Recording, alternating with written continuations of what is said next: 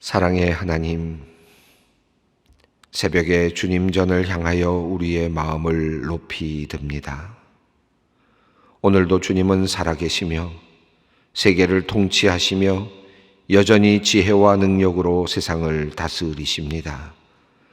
악한 세력이 창조의 질서를 무너뜨리고 하나님의 뜻을 거역할지라도 하나님은 그들의 계획을 부수시고 다시 새롭게 하십니다.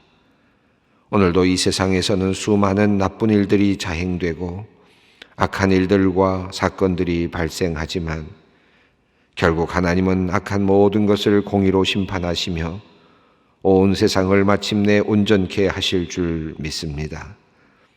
하나님, 오늘도 이 믿음으로 하루를 시작하게 하옵소서.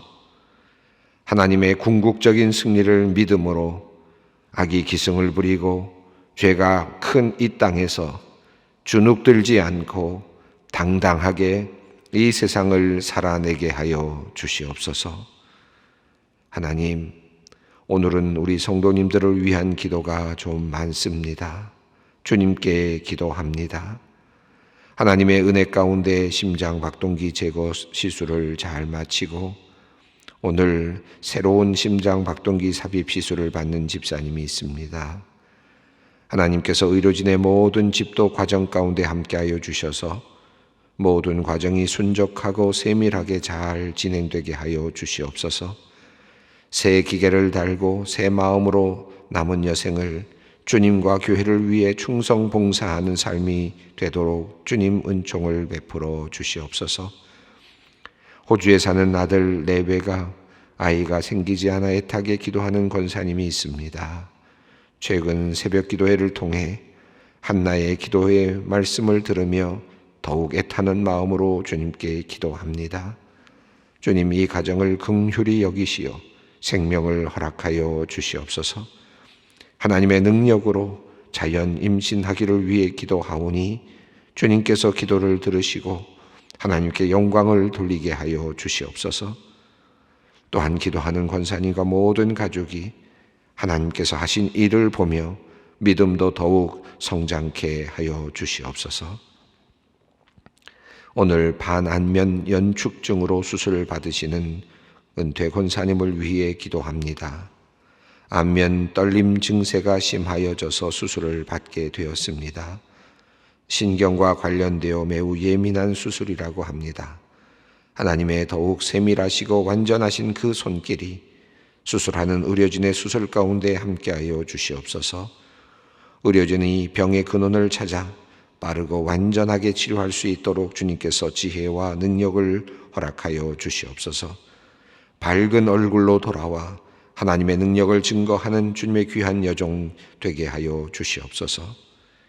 하나님, 참으로 안타까운 기도를 다시 드립니다. 몇 달 전 병원에서 검사를 받다가 쓰러져 의식 없는 채 누워있는 집사님의 증세가 여전히 변함이 없습니다. 교회에서 20여 년간 직원으로 봉사했고 은퇴 후에도 가족들과 소박한 시간을 보내고 있다가 이렇게 어려움을 겪고 있습니다. 코로나로 인해 부인 권사님과 자녀들의 문병도 허락되지 않아서 더욱 안타까운 가운데 있습니다. 하나님, 우리 집사님이 의식 없는 채 오래 누워 있어 이제는 하반신이 굳어가고 있다고 합니다. 하나님께서 긍휼을 베풀어 주시옵소서. 성실하게 교회를 지키며 순수하게 살아오신 집사님의 몸에 다시 생기를 부어주시기를 간구합니다. 작은 세포와 신경부터 살려주시고 일으켜주셔서 주님의 기적을 보게 하여 주시옵소서. 오늘도 남편이 일어나기를 위해 간절히 기도하는 권사님의 눈물을 닦아주시고 정성 어린 그 기도에 응답하여 주시옵소서. 오늘 폐 수술을 받으시는 고령의 아버지를 위해 기도하는 성도님이 있습니다. 흉막관 삽입으로 흉수 제거와 농흉을 제거하는 위험한 수술입니다. 아버지의 기력이 급격히 쇠약해졌습니다. 수술을 견뎌낼 체력도 걱정인데 주님께서 이 모든 위험한 상황에서 아버님을 붙잡아 주시기를 기도합니다. 주님께 맡기는 가족들의 마음에 위로를 주시고 평안을 주시옵소서. 며칠 전 허리 통증으로 입원하여 검사 중에 갑자기 폐혈증이 와서 중환자실에 누워있는 권사님을 위해 기도합니다. 너무나 갑작스러운 일이라 모든 가족들의 마음이 당황스럽습니다. 코로나 상황이라면 해도 되지 않아 남편 집사님께서 답답한 마음으로 기도만 합니다. 열이 계속 오르고 통화조차 되지 않아 걱정 가득한 마음으로 기도하는 집사님의 기도를 들어주시옵소서. 주님께서 응답하여 주시기를 원합니다. 열이 속히 내리고 안정될 수 있도록, 그리고 통증의 원인을 발견할 수 있도록 주님 인도하여 주시옵소서. 하나님, 오늘은 우리 성도님들이 병상에서 기도하는 분들이 참 많습니다. 고쳐달라고 기도하며 지켜달라고 기도하는 우리 모든 성도님들의 간절한 기도를 주님 들어 주시옵소서. 오늘 그 사연을 주님께 올려드리지는 못했지만 죽음을 앞에 두고 하루하루를 살아가는 주님의 자녀들도 있습니다. 죽음이 두렵지만 주님께서 부활의 소망을 주셨기에 믿음으로 담담히 어떤 상황에 처하든 감사하기로 마음먹은 이들이 있습니다. 하나님, 주님을 믿고 온전하신 그 뜻에 맡기는 이들의 그 진실된 마음을 주님께서 해량하여 주시옵소서. 그들 마음 깊은 곳에 있는 생명을 향한 간구를 주님께서 들어주시고 주님, 기적을 베풀어 주시옵소서. 하나님을 바르게 섬기며 경외하는 이들이 누리는 복을 우리 모두가 보며 감격해 하여 주시옵소서. 하나님, 이제 말씀 앞으로 나아갑니다. 주님의 달교 오묘한 그 말씀을 사모합니다. 주님의 말씀 들을 때 우리의 마음이 뜨거워지게 하시고 그 말씀 따라 우리의 삶도 바뀌어 가게 하여 주시옵소서.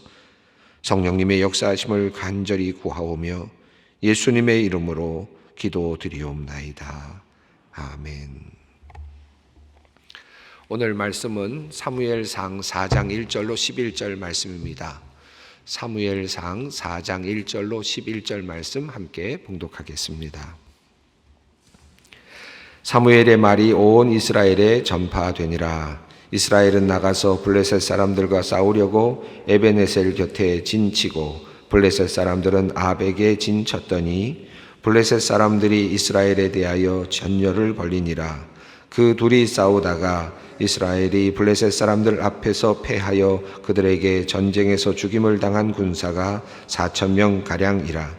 백성이 진영으로 돌아오매 이스라엘 장로들이 이르되 여호와께서 어찌하여 우리에게 오늘 블레셋 사람들 앞에 패하게 하셨는고, 여호와의 언약궤를 실로에서 우리에게로 가져다가 우리 중에 있게 하여 그것으로 우리를 우리 원수들의 손에서 구원하게 하자 하니, 이에 백성이 실로에 사람을 보내어 그룹 사이에 계신 만군의 여호와의 언약궤를 거기에서 가져갔고, 엘리의 두 아들 홈리와 비느하스는 하나님의 언약궤와 함께 거기 있었더라. 여호와의 언약궤가 진영에 들어올 때에 온 이스라엘이 큰 소리로 외치매 땅이 울린지라. 블레셋 사람이 그 외치는 소리를 듣고 이르되 히브리 진영에서 큰 소리로 외치면 어찌 됨이냐 하다가 여호와의 궤가 진영에 들어온 줄을 깨달은지라. 블레셋 사람이 두려워하여 이르되 진이 진영에 이르렀도다 하고 또 이르되 우리에게 화로다. 전날에는 이런 일이 없었도다. 우리에게 화로다. 누가 우리를 이 능한 신들의 손에서 건지리요? 그들은 광야에서 여러 가지 재앙으로 애굽인을 친 신들이니라. 너희 블레셋 사람들아, 강하게 되며 대장부가 되라. 너희가 히브리 사람의 종이 되기를 그들이 너희의 종이 되었던 것 같이 되지 말고 대장부같이 되어 싸우라 하고, 블레셋 사람들이 쳤더니 이스라엘이 패하여 각기 장막으로 도망하였고 살육이 심히 커서 이스라엘 보병에 엎드러진 자가 3만 명이었으며 하나님의 궤는 빼앗겼고 엘리의 두 아들 홈리와 비느하스는 죽임을 당하였더라. 아멘.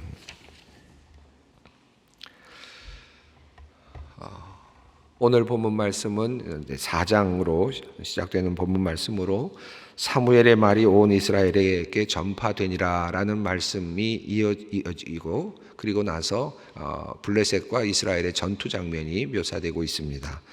사무엘서 1장 1절 앞부분은 조금 의아합니다.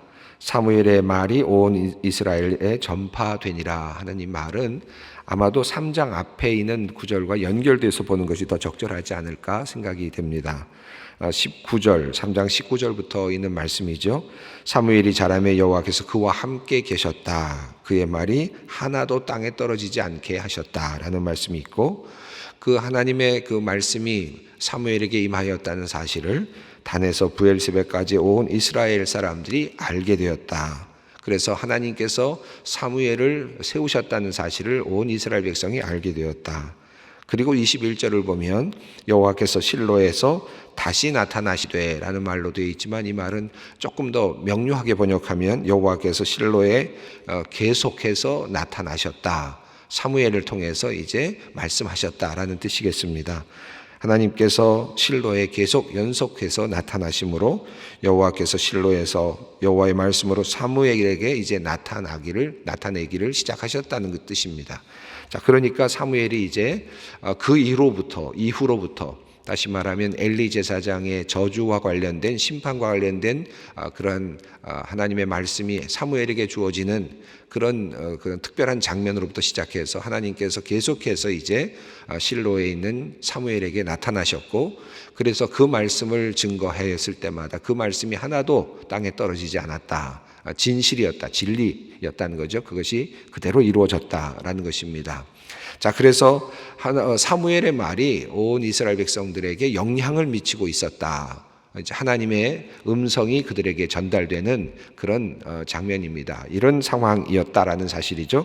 1절 말씀 한번 읽어보겠습니다. 사무엘의 말이 온 이스라엘에게 전파되니라. 이스라엘은 나가서 블레셋 사람들과 싸우려고 에벤에셀 곁에 진치고 블레셋 사람들은 아벡에 진쳤더니. 1절 말씀은 그래서 앞에 이 3장 앞부분과 연결되어야 될 것 같은데, 그런데 왜 4장 1절에 연결이 되면서 블레셋과 이스라엘 군대의 전쟁 이야기가 나올까? 뭐 여러 가지로 생각할 수 있겠습니다. 장절을 나누다가 조금 잘못 나눴겠다 이렇게 생각할 수도 있겠는데, 한편으로는 왜 이렇게 절이 나눠졌을까 생각을 해보면, 한번 생각해 보시죠. 이제 하나님께서 사무엘에게 말씀을 하시기 시작하셨고, 사무엘을 통하여 전해지는 말씀이 하나도 땅에 떨어지지 않았다. 그러니까 이제 하나님의 사람으로서의 사무엘이 온 이스라엘 회중들에게 이제 인정되었다라는 뜻 아니겠습니까? 자, 이렇게 인정이 된 상태입니다. 자, 이렇게 해서 사무엘을 통한 하나님의 말씀이 모든 이스라엘 백성들에게 전파되고, 그 말씀을 따라서 살도록 하나님께서 이제 길을 열어주셨다고 할 수 있습니다. 그러니까 이제 이스라엘에게는 희망이 보인 거죠. 하나님의 말씀을 받는 사무엘이 있었고, 이제 그 말씀을 따라서 이제 하나님께서 그 말씀하신 것을 따라서 이스라엘 백성들이 이제 준행하고, 그리고 그 길을 따라가면 되는 그런, 어찌 보면 좀 길이 정말 명료한 길이 열렸다고 할 수 있겠는데, 자, 1장을 보면 이렇게 되어 있지 않습니까? 사무엘의 말이 온 이스라엘에게 영향을 미치기 시작했고, 이것은 사무엘의 말이 아니라 하나님의 음성이 그들에게 전달이 되는 상황입니다. 자, 그런데 전쟁이 시작됐습니다. 블레셋과 이스라엘 사이에 전쟁이 시작됐다는 거죠. 자, 그렇다면 어떻게 해야 되겠습니까? 사무엘을 통하여 하나님의 음성을 듣고, 그리고 하나님의 말씀을 따라서 전쟁에 임하여야 되겠죠.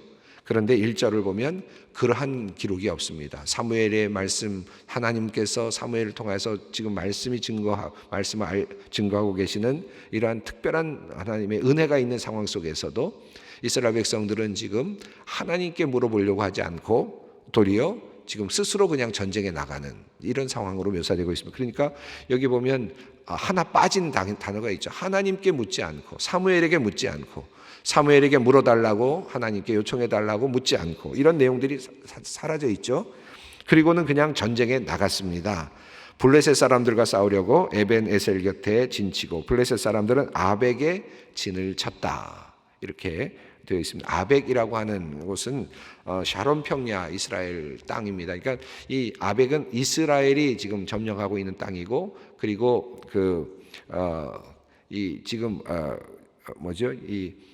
베냐민 지파, 그리고 이제 또 베냐민 지파와 함께 있는 그 지파가 함께 이 지파를 땅을 다스리고 있는 그런 상황인데, 여러분 지도를 한번 보도록 하겠습니다.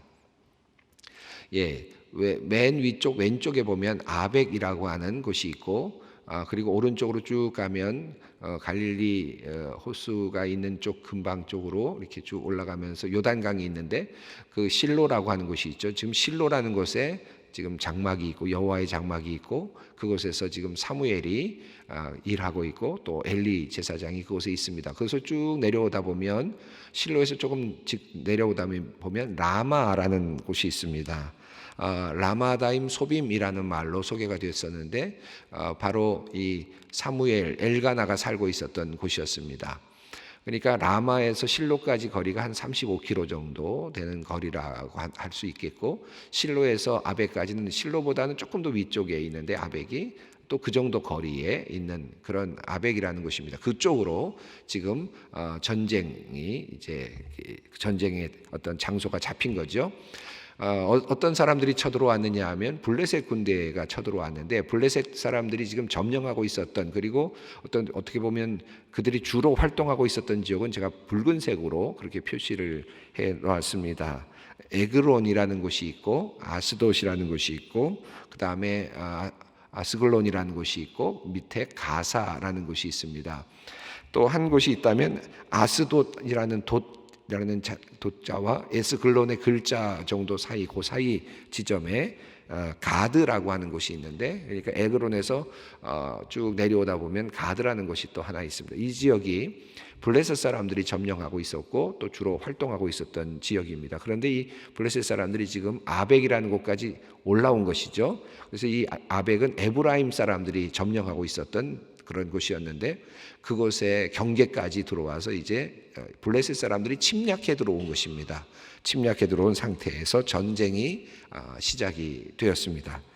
이 블레셋 사람들은 원래는 이 그리스 계열의 사람들이라고 알려져 있습니다. 그러니까 원래 그곳에 살고 있었던 그런 민족이 아니라, 그리스 지역의 사람들이 배를 타고 지중해 연안으로 건너와서 원래는 이집트 쪽으로 가려다가 잘 되지 않아서 그쪽에 지금 말씀드렸던 그런 지역에 정착을 하고 지중해를 끼고 있으면서 계속해서 육지 쪽으로 이렇게 전진하려고 노력하는 그런 민족이었죠. 그래서 사사기에 보면 삼손과 끊임없이 이제 대결이 있게 되고, 사사기에 굉장히 중요한 대결의 양상에 항상 블레셋 사람들이 있게 되고, 나중에 이 블레셋 사람들은 이제 다윗 왕 때에 블레셋을 완전히 이제 전멸시키게 되고, 그리고 나서 이제 왕국을 이루게 되죠. 그러니까 그때까지 블레셋은 끊임없이 이스라엘 민족을 계속 괴롭히는 그런 존재였습니다. 이 그리스 지역에서 왔기 때문에 인종도 아마 달랐던 것 같고요, 체구도 좀 달랐던 것 같고, 더 나아가서 그들의 정신도 좀 달랐던 것 같습니다. 그래서 이 그리스 지역에서 온 사람들이기 때문에 굉장히 이성을 중시했고, 더 나아가서 상당히 인간의 자유 이런 것들에 대해서도 굉장히 추구하는 바가 깊었다라고 알려져 있습니다. 그러니까 우리가 블레셋 군대 그러면 굉장히 야만인족 같이 생각이 되는데, 생각보다 상당히 이성적인 그런 하나의 그 민족이었다고 볼 수 있겠습니다. 그들과 이제 싸움이 일어나는 것이거든요. 자, 2절 말씀을 읽어보겠습니다. 블레셋 사람들이 이스라엘에 대하여 전열을 벌리니라. 그 둘이 싸우다가 이스라엘이 블레셋 사람들 앞에서 패하여 그들에게 전쟁에서 죽임을 당한 군사가 4,000명 가량이라.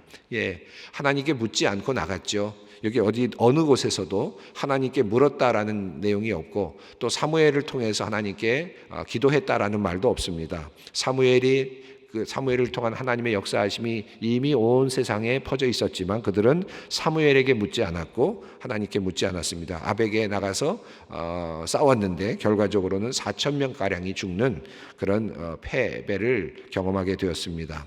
이 4,000명이라는 말은 엘레프라는 1000 단위를 엘레프라고 하기 때문에 4 엘레프니까 4개의 엘레프니까 4,000이라고 이렇게 표현하는데, 때로는 너무 이 숫자가 많아 보여서 이것을 하나의 군대 단위로 이해하는 경우도 있습니다. 만약에 그렇게 군대를 이해한다면 4개의 부대가 이제 갔다가 싸우다가 그만 모두 희생됐다 이렇게 이해할 수도 있겠고요.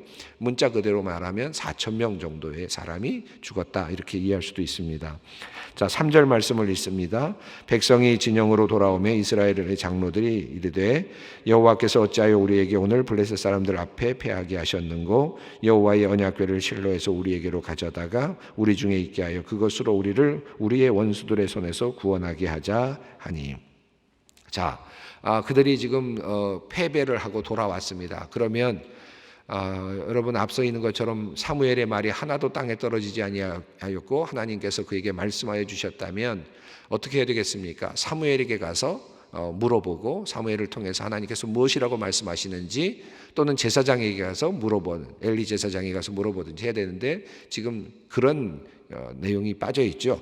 그리고는 도리어 이스라엘의 장로들이 결정을 합니다. 이 이스라엘의 장로들, 아마도 그 당시에 사사 시대에는 이스라엘 장로들의 어떤 그 회의가 굉장히 중요한 역할을 했던 것 같아요.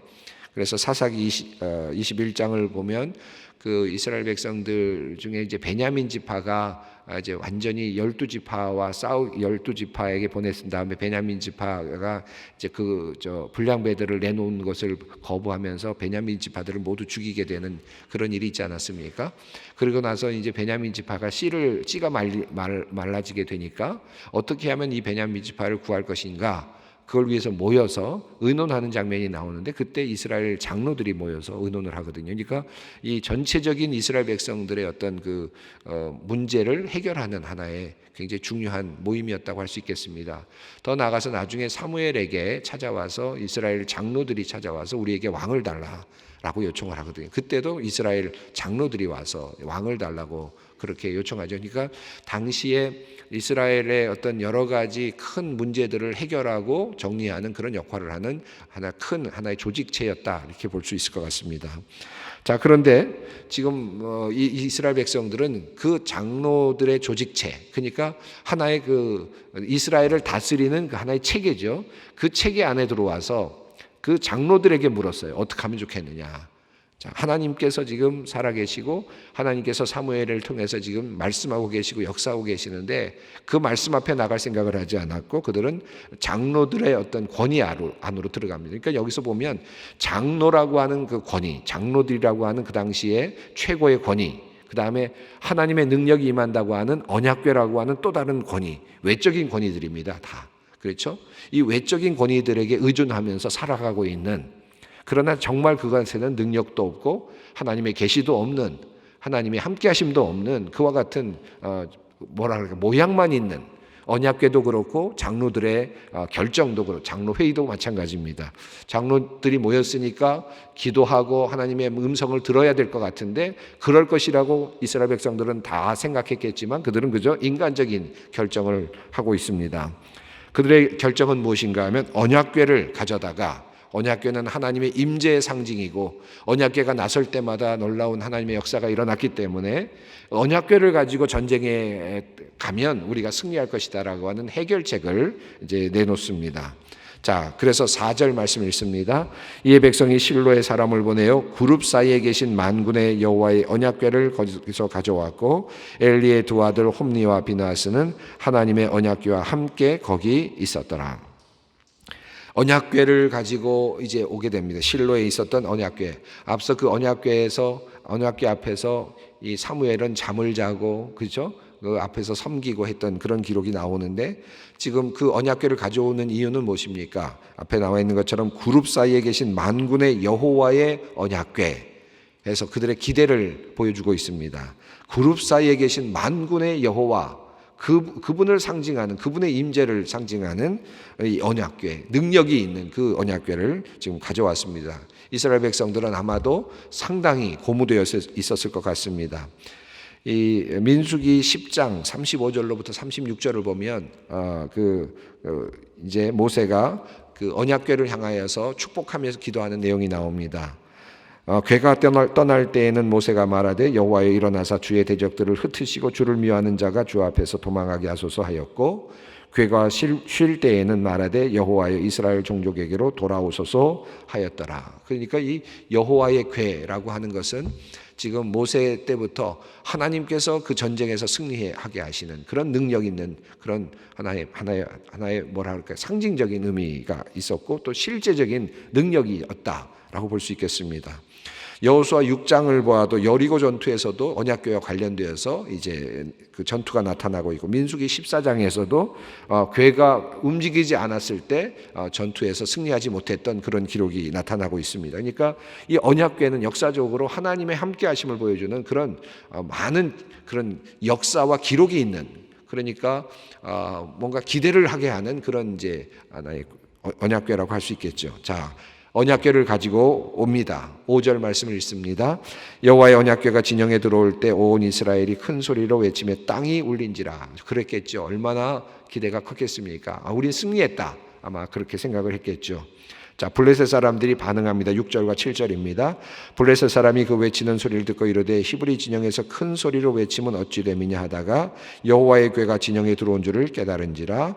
블레셋 사람이 두려워하여 이르되 신이 진영에 이르렀도다 하고 또 이르되 우리에게 화로다. 전날에는 이런 일이 없었도다. 당황합니다. 블레셋 사람들이. 왜냐하면 그들에겐 정보가 있었습니다. 이 언약궤 하나님, 이스라엘의 하나님은 엄청난 하나님이다라는 사실을 그들은 들어 알고 있습니다. 그 들은 내용이 8절에 나옵니다. 우리에게 화로다. 누가 우리를 이 능한 신들의 손에서 건지리요. 그들은 광야에서 여러 가지 재앙으로 애굽인을 친 신들이니라. 자, 8절을 보면 이 블레셋 사람들이 알고 있는 하나님에 대한 정보가 좀 다르죠. 신들이라고 했습니다. 복수형으로 사용했습니다.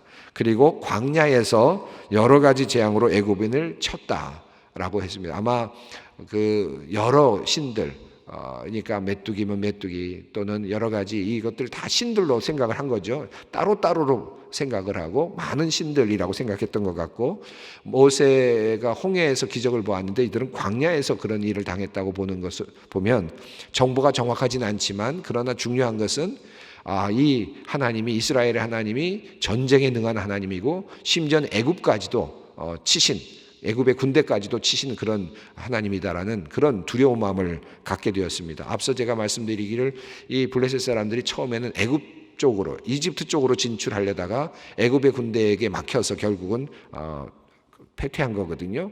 그렇다고 본다면 애굽을 치신 하나님이라고 한다면 얼마나 두려웠겠습니까? 애굽의 군대들까지 물리치신 하나님이, 하나님의 법궤가 왔다는 것은 그들에겐 매우 두려운 상황이었을 것입니다.